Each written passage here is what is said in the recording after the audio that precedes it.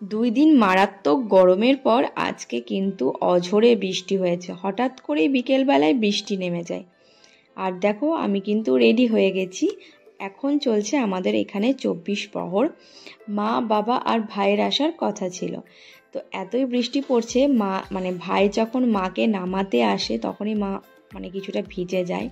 তো যখন ভাইরা এসে ঢোকে তারপরে ভীষণ বিদ্যুৎ চমকাচ্ছিল, বাজ পড়ছিল। তো ভাই ঘুরে গিয়ে বাবাকে আনতে পারেনি, বাবা বলল আমি আর আসবো না।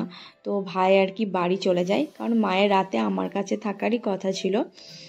তো মা আমার কাছে রাতের বেলায় ছিল। তো ভাই বাড়ি যায়। আর মানিদের বাড়িতে সেদিনকে ছিল আমাদের ইনভাইট। তো ভাই বাড়ি গিয়ে আর কি বাবাকে আনবার কথা, মানিদের ঘরে যেহেতু ইনভাইট আছে ওর জন্য। কিন্তু বললাম যে বৃষ্টির জন্য ভাই আর আসতে পারেনি। তো আর কি খাবার দিয়ে দিয়েছিল বাবার আর ভাইয়ের জন্য। ভাই আর বাবা বাড়িতে গিয়েই আর কি খেয়েছে। তারপরে আমরা চলে এলাম হরি মন্দির। প্রথমে তো ভাবছিলাম যে আসতে পারবো না, কারণ বৃষ্টি হয়েছিল, ভালোই বৃষ্টি হয়েছে ওর জন্য। তাই অনেকটাই দেরি করে এলাম। এসে দেখি তখন আরতি হচ্ছিল। আর এখানে এখন তিলক দিচ্ছে, খুব ভালো লাগছিল এই তিলকগুলো পরে। আর আমি বেশ অনেক দিন পর না এত বড় একটা টিপ পরলাম। তোমাদের কেমন লাগছে বলো তো আমার মুখে এই বড় টিপটা।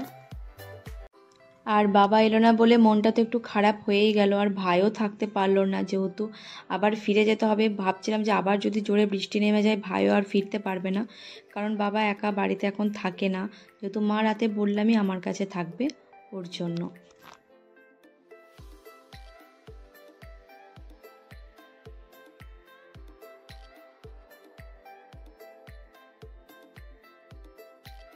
বললো এটা বসে গেছে, ইয়েকে বললো আনতে।